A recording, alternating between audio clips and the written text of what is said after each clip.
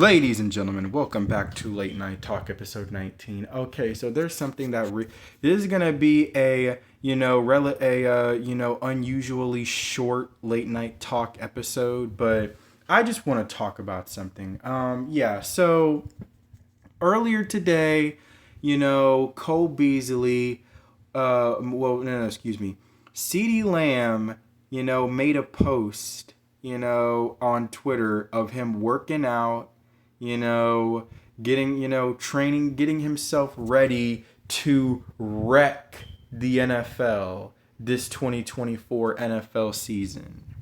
And so, basically, he comes out with that video, and then Cole Beasley says, something about him doing, he needs to be doing power cleans and whatever. First of all, what is his upper body strength? What is him working out and whatever his workout routine have to do with him as far as him preparating and getting himself, ready for the NFL season? Because I'm going to be honest with you. I'm going to say this right now. CeeDee Lamb looks more swole than Cole Beasley. So who is he to give CeeDee Lamb workout advice? So, yeah, and then basically, Jay Tuck, cowboy content creator, responded saying something about, douche, never had like 1K yards in his career, talking about what CeeDee Lamb should be doing and stuff like that. And, CeeDee Lamb,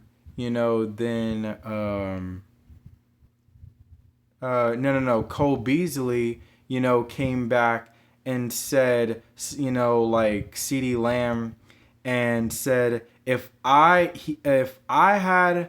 he said, give me 180 targets coming off the couch, I could get, 1,000 yards. And first of all, if you got 180 targets right now at this point Cole Beasley, if you had 180 targets, you probably would have 180 yards. But that's neither here nor there. But my point is that what are you talking about? So we're gonna more on this later about him talking about give me 180 targets, I could get 1,000 yards. More on that later. We're gonna get back to that. But CeeDee Lamb came back and said, basically, what are you talking about, dude? I could, beat you pound for pound, route after route. I can, outdo you, So, and then, Cole Beasley, Jay Tuck came out with, Cole Beasley's, most targeted season of his career was 106 targets in 2021. He had 82 catches for 693 yards. 8.5 yards per catch. Like I said, 180 targets, he'll get 180 yards. But either way, so basically, he came back and responded saying some stuff about, bro, you're talking about a season where I had 3 broken ribs, and no. Guess what, bro? Guess what, dude? Nobody cares. Because all I know is your most productive season, in 2020, where you caught 82 passes for 967 yards. That was CeeDee Lamb's rookie year, and he had close to those numbers that you had. And he was a rookie just trying to learn, the position in at the professional level. 74 catches, 935 yards. Stop it, dude. Stop it. All right. Your overall career, son, your overall career isn't even anywhere close to the pendulum of what CeeDee Lamb and the resume that he's already made for himself at this point already. And he's only played 4 years. So, I mean, it is what it is. But I want to talk about, Cole Beasley talking about that, give me 180 targets and I could get 1,000 yards coming off the couch. Like, son, you're discrediting. It sounds like you're throwing shade, like you're trying to discredit, CeeDee Lamb, what he did last season. And I had to think about that for a second. I'm like, wait a minute. Let me go back. Wait, hold on. Let's go back to Justin Jefferson's 2022 season where he had his best year as a pro. That season, he had 184 targets. He caught 128 of those passes, albeit for 1,809 yards and 8 touchdowns, though. You want to know what CeeDee Lamb, had with 4 fewer targets? 135 receptions. That is really the equivalent of about a full game of receptions more that he had than Justin Jefferson with 4 fewer targets. But he's the best receiver in the NFL, apparently. Yeah, okay. So, I got you.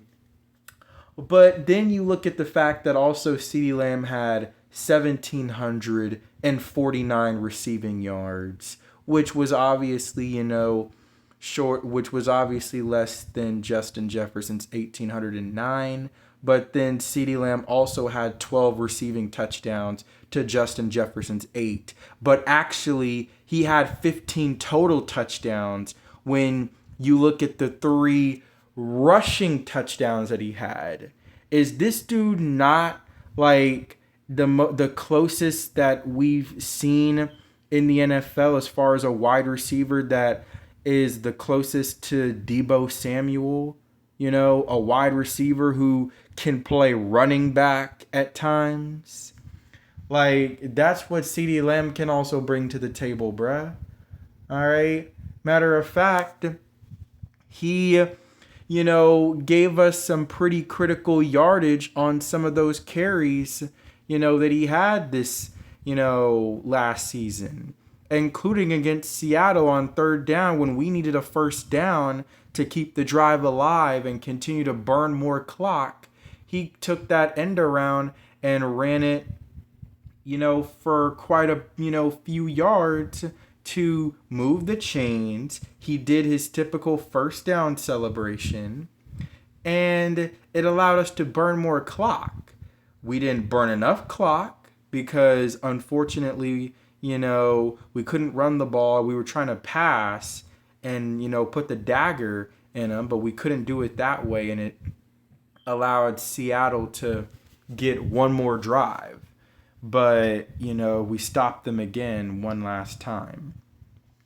The point is that, Cole Beasley, first of all, CeeDee Lamb is a 3-time Pro Bowler. All right, he is a 3-time Pro Bowler. He's been to the Pro Bowl, back-to-back Pro Bowl selections.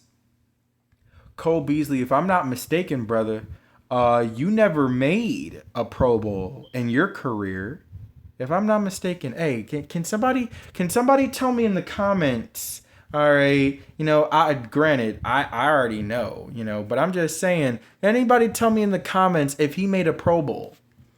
I don't think he made a single Pro Bowl in his dang career. And he's trying to sit over here and trying to throw shade at a guy who's made the Pro Bowl 3 times. And by the way, can we talk about the fact that Cole Beasley had over 5,100 career receiving yardage in a 12-year career? All right, an 11-year career. An 12-year career, he had over 5,100 career receiving yards. CeeDee Lamb has, or no, excuse me, my bad. Hey. Don't, correct me. My fault. He had 5,700 yards in a 12-year career. CeeDee Lamb, on the other hand, has over 5,100 yards, and that's in his first 4 seasons.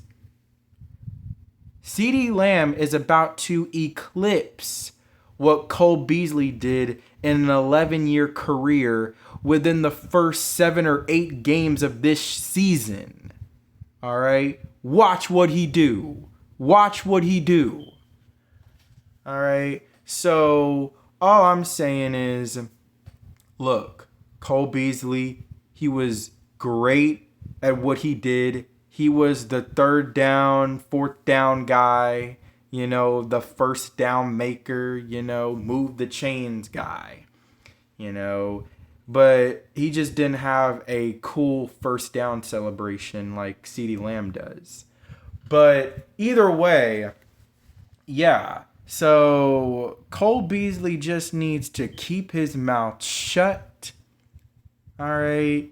Because you don't know what you're talking about. You may have played football, but you don't know football. There's a difference between playing it and knowing it. And son, you do not know football if you believe that what CeeDee Lamb did last year wasn't, impressive based off of your comment saying that, man, give me 180 targets. I could pitch it. You act like that's just easy, bro. Like I feel offended. CeeDee Lamb should feel offended, bro. Like what? Like you make it seem like that's easy. You make it seem like that's easy, my brother. That is not easy. All right? To get 180 targets. No. You got to earn them. You got to earn those 180 targets. You got to get open enough to get 180 targets. You got to be that good to get 180 targets. Maybe if you were that good, then guess what? Maybe the coach would have been like, we should probably drop, some more plays for Cole Beasley to get him open, to give him more targets. But you never did that. You never did that. You were never that good. You were never that good to get anywhere close to 180 targets. So how about you keep your mouth shut? All right, sit on that dang couch while you get to enjoy and watch the Dallas Cowboys and watch CeeDee Lamb get to eating and getting to work. All right, and going on and continuing to, grow his resume and continuing to become an even better receiver by year's end.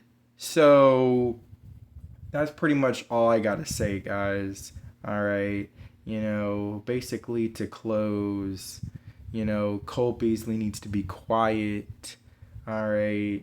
Shout out to Jay Tuck for putting that out there, what he put out there, and first of all, I want to actually, that's not the end, because first of all, I want to talk about something, because I hear some people, of course, cowboy haters, or CeeDee Lamb haters.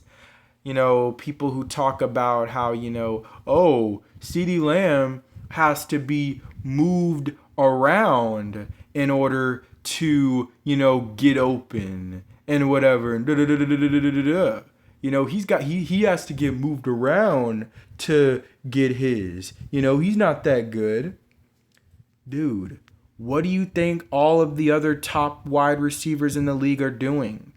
What do you think all the other offensive coordinators, coaches out there are doing with their best wide receiver? If you are the best player on your team, if you are the ultimate weapon, would you not want to draw up plays, move your receiver around to get him open and create mismatches? This ain't the 1970s. This ain't the 1980s old school. You just go up against that guy one-on-one over and over again and beat him. That's not that's not what today's era of football is. Guys are getting moved around outside in the slot. Heck, they put him in the backfield sometimes, acting like he's going to be a running back on the play. Guys, he's a receiver, not a running back. They're going to throw it to him. So, he's capable of getting carries, but most of the time when they do that stuff, yeah, he's trying to, move in just to motion out and run, a route just to confuse the defense.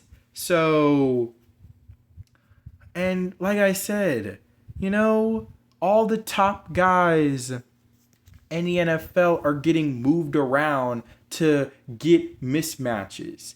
If you were Justin Jefferson and you could put him in a situation where Preston Smith, all right, a Green Bay Packers defender, outside linebacker who's mainly a pass rusher, if you can put him in a situation where Preston Smith is covering Justin Jefferson, would you not take that?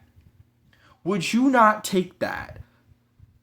Come on, guys. Would you not take that? Justin Jefferson versus Preston Smith? No, because we want to prove that he's the best wide receiver in the league, so we want to put him against Jair Alexander. How dumb is that? How stupid is that? How dumb is that to not want to move your receiver around to create mismatches to where he can eat and produce? Because all the receivers out there, the best receivers in the NFL, are doing it. You think that oh my God, you think the Raiders don't move Davante Adams around to create mismatches for him being put on a linebacker, being put on a safety? Oh my God, God forbid they put him on a linebacker or a safety. All right, you might as well just freaking, take your headset off after that if you see that happening. But either way, yes, all right, he gets moved around to get mismatches so he can get his. But he's doing what all the receivers out there are doing. All right, the A.J. Browns, the Devontae Smiths with the Eagles, the Terry McLaurins. Like, bro, I'm so sick and Jesus Christ, bro. I'm sick and tired of hearing that about how he's not that good because they have to move him around and create mismatches for him. All right. I am so sick and tired of hearing that, bro. Because you're just stating the obvious of what everybody is doing. All right. If I have my best weapon, my ultimate weapon, would I not want to draw up situations, scheme him up on a linebacker, to create a mismatch? All right. I remember this one game when we were playing the Eagles on Christmas Eve. I forget the name of the Josiah Scott. I think that was his name. The Eagles slot corner at the time when what's his name? When what's his name? For the Eagles got injured because he was trying to tackle Dak Prescott. Avante Maddox. When he got hurt and Josiah Scott came into the game, he came into the game and was now the new starting slot corner for the Eagles. Man, we were putting CeeDee Lamb in situations where he was on Josiah the whole. Okay, my bad. It wasn't Josiah Scott. My bad. Wrong guy. It was Josh Jobe. All right. His last name was Jobe. All right. And he was a liability on that Eagles, secondary. So we kept on putting CeeDee Lamb in mismatches against Jobe throughout the game. And my God, he torched the heck out of him. And it led to, success. And we were victorious in that game. So would you not take that? I don't care if the dude's a liability. I'm taking that. If I can have a situation where my receiver is being put on a mismatch where for a fact that he is better than that corner, and you can put him against him and just have him expose him all day long, I'm taking that. So it's all about matchups, guys. It's all about matchups. It's all about scheming. So that's pretty much what it all boils down to. So, yeah. Now, officially to close, Cole Beasley trying to throw shade at CeeDee Lamb needs to hush. And, CeeDee Lamb is just doing basically about what every top wide receiver in the NFL is doing. All right. He just does it better than probably everybody else. I was going to say most, but nah, he does it better really than everybody else. Even Justin Jefferson. Look, if you ask me, he's the best wide receiver in the league. I think he's better than Justin Jefferson. So either way, let me know y'all's thoughts and opinions on the whole situation. But I'm out of here, So to all my audience, to all of Cowboys Nation, like and subscribe. This is Late Night Talk episode 19, and we are out.